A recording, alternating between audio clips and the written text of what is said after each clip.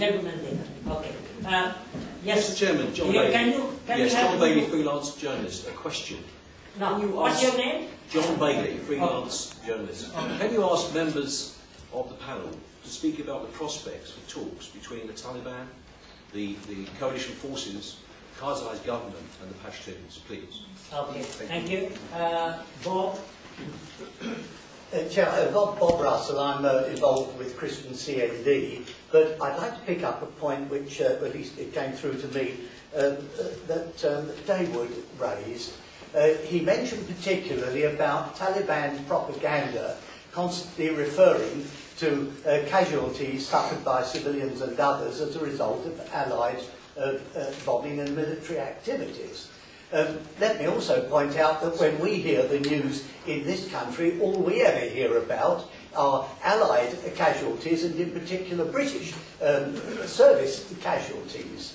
You don't hardly ever hear about casualties of the Americans or other service personnel out there. And are you therefore surprised that the general public gradually becomes more and more disillusioned with this whole business if we do not feel that we are being told truthfully what this war is really bringing about? And I do beg to differ with the General there. I think this, for most ordinary people like us, is war. It is not some intervention at the request. Okay. Thank you. My name is Andrew Warren from Warren-Wants. I have a question. If the letter from the Minister read at the beginning of this meeting and also what Peter Gilchrist said is correct, why are more and more members of the British Armed Forces becoming gravely concerned about what they're doing in Iraq and Afghanistan, even to this extent of one senior member of the British Armed Forces leading the recent anti-war march in London?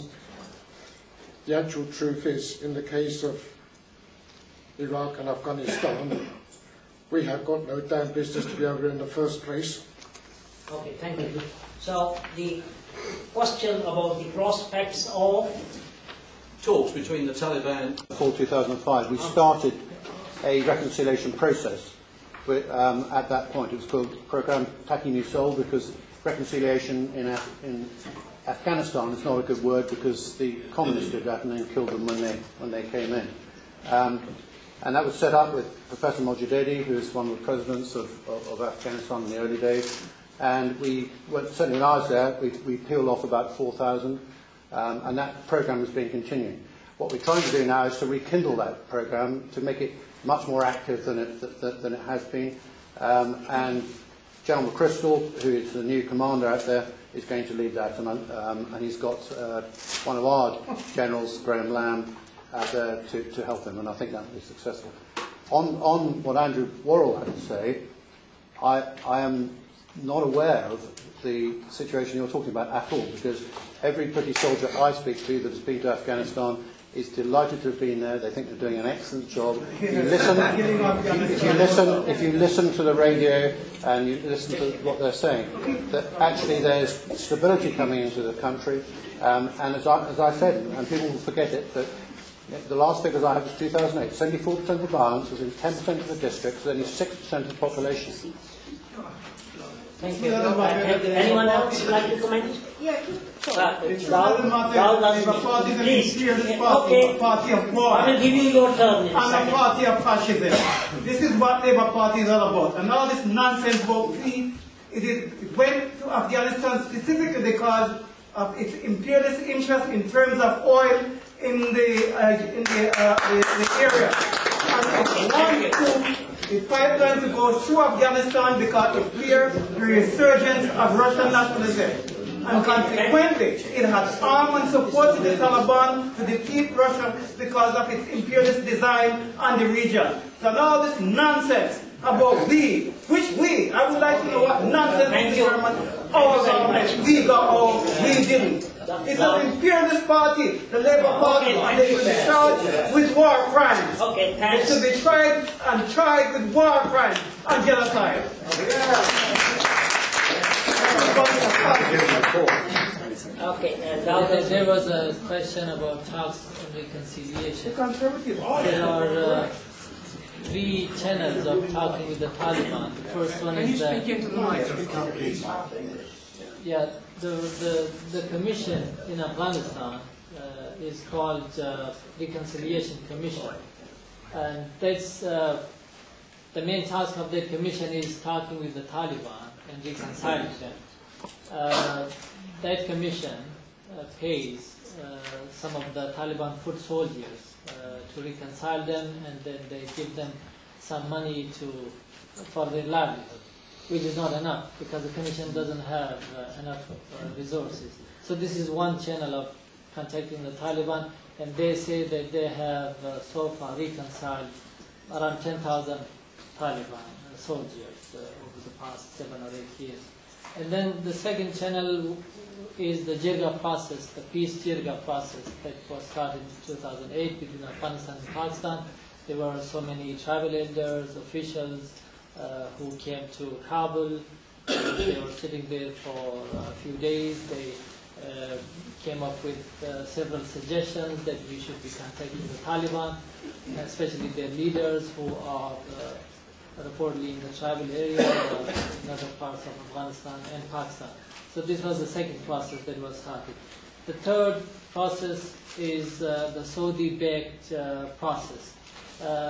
Some of you might remember that last year Saudi invited some Afghans and Pakistanis to Mecca during the Hajj, and there was a dinner. Some of the former Taliban officials were also invited. So the Afghan government has officially asked the Saudi king, Abdullah, to help in contact with the Taliban and reconciling them with the Afghan government. But the problem is that there are some conditions on both sides. The conditions from the Afghan government and its international allies are as follows. You must accept the constitution of Afghanistan. Second, you must lay down your arms. So, but the Taliban have their own conditions. One, the foreigners should leave the country first. And the second condition they have is removal of their names from the so-called blacklist. There are a few Taliban leaders whose names are on the list, which is approved by the P5, by the Security Council, UN Security Council. And it is a lengthy process, those who are familiar with the UN system. So these are the conditions. But some people, both inside Afghanistan and outside Afghanistan, have suggested that there should be no conditions from either side. So they should just sit and talk. And just today there was a report that Americans are indirectly talking with some Taliban. And the visit of CIA director to Pakistan a couple of days ago was part of that. I'm not sure of that, but that was just a media report that I saw today. Thanks. Anyone else on the panel? Can I just answer the questions? I mean, the first on the question of talking to the Taliban, every war ends in negotiation.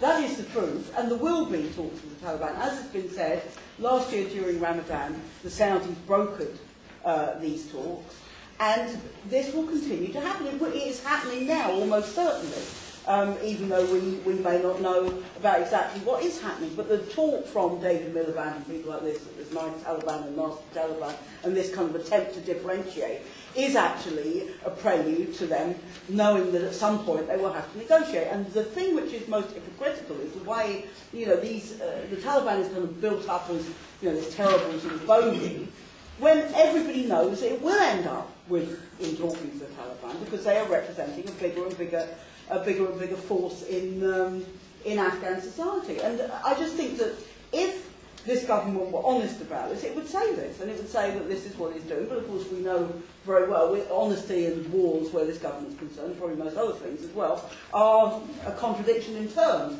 So we're not getting this, but that is what is happening, because they know as well that Karzai is incredibly weak and has no real place in the country, and has no legitimacy because of the events of the election. Could I just say about the army? Sorry. Okay. Well. So I just wanted to answer the other question. But The other question about the army, the demonstration was led not by something I have in the army, but by a Lance Corporal who was refusing to go back, Joe Glenton, to fight in Afghanistan. I think it was a very courageous thing for him to do. And what he says, and what all the military families and the soldiers that we meet who come up to our stalls, they all say, there is widespread discontent with this war in Afghanistan, and that more and more people want to get out, don't want to be there, and that is definitely the sentiment of many, many of those people.